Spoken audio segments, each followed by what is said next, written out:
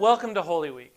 Each day this week we will briefly explore one of Jesus' last words from the cross, 7 words of grace, beginning today with a word of forgiveness. Was the humiliation of the cross not enough? Did the nails cause too little pain? Were the thorns of the crown too soft? Was the shame of a naked execution not sufficient? Added to Jesus' suffering that Friday were abusive words of ridicule and scorn. From the onlookers, "Come down from the cross and prove that you are the Son of God." From the religious leaders, "You saved others, but you can't save yourself."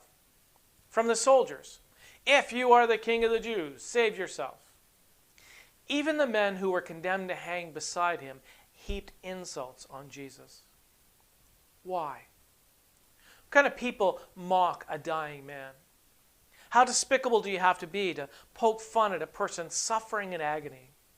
Who laughs at a crucifixion?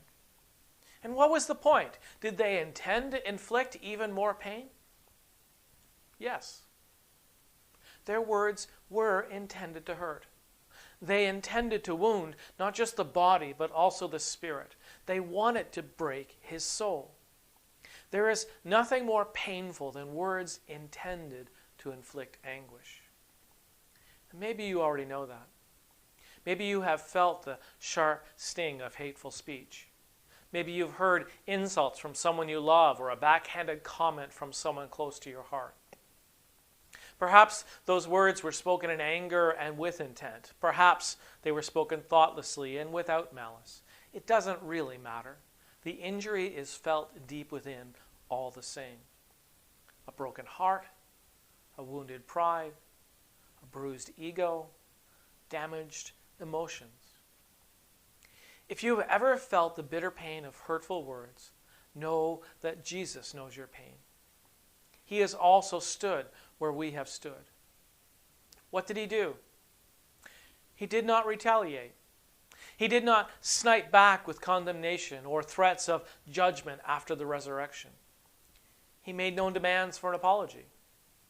He entrusted himself and his oppressors to God. "Father, forgive them.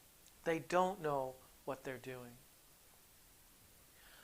I don't know how, but he simply spoke words of forgiveness. And then he died for them, as well as for me and for you. Perhaps in that moment, we see Christ's love more clearly than any other. Amazing love, as he not only tolerated the pain of the cross, but also those words intended to wound.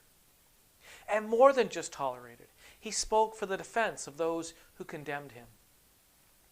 Body writhing in pain, lungs struggling to breathe, he expended what little energy he had to speak forgiveness for those who had none in their hearts. "Father, forgive them." These are amazing words of grace. They tell us how deeply Jesus cares about forgiveness. They show us a pathway towards our own healing from wounding words. And they empower us to show grace to one another.